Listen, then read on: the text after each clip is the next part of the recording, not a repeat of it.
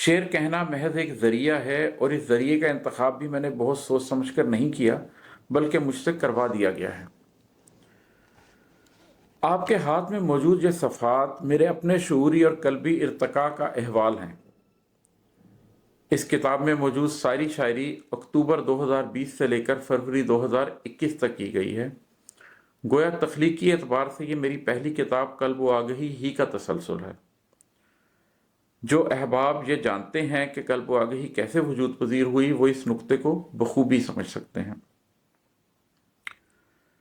میں یقین سے تو نہیں کہہ سکتا کہ صرف ایک برس میں 2 کتب تحریر کرنے کے بعد کیا میں اسی تسلسل سے لکھتا رہوں گا یا نہیں، مگر اتنا ضرور کہہ سکتا ہوں کہ اس کتاب میں مجھ سے کچھ ایسے موضوعات پر شاعری ہو گئی ہے جو اب سے پہلے میں کسی نثری کتاب میں زیر بحث لانا چاہتا تھا۔ نثری اس لیے کہ مجھے جن قلبی اور روحانی تجربات سے گزرنے کا موقع ملا ہے وہ آپ بیتی لکھنے کی طرف زیادہ راغب کرتے رہے ہیں۔ میں ذہنی طور پر یہی سوچتا رہا ہوں کہ فرصت ملتے ہی ایسا کچھ لکھوں گا، اور پھر یکدم ان میں سے بعض موضوعات پر چند نظمیں کہیں گئیں۔ اب میرا رب ہی بہتر جانتا ہے کہ میں اگلی کتاب نثر کی لکھوں گا یا نظم کی، سوانح عمری ہوگی یا یادداشتیں۔ بہرحال عین ممکن ہے کہ آنے والے ماہ و سال میں اللہ عز و جل مجھے توفیق عطا فرمائے تو میں بیان حال کا یہ سلسلہ جاری رکھ سکوں۔ میری پہلی بات سے آپ کو یہ اندازہ ہو چکا ہوگا کہ آورد پر تو میں یقین ہی نہیں رکھتا۔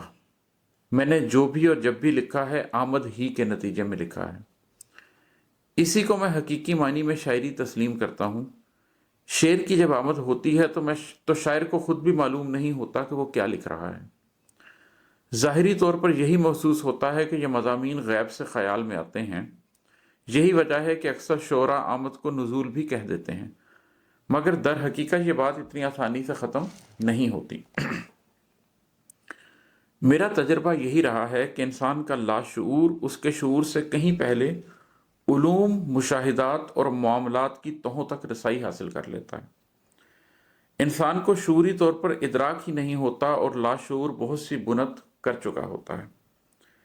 یہی وجہ ہے کہ جس شخص کے علم اور تجربات کا دائرہ جتنا زیادہ وسیع ہوتا ہے، یہ نزول اتنا ہی معنی خیز ہوتا ہے۔